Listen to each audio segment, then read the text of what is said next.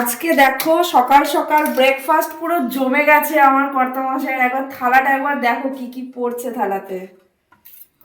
এটা হচ্ছে ঝুড়ো ঝুড়ো ডিম দিয়ে, মানে ডিমের ভুজিয়া দিয়ে আলুর একটা তরকারি।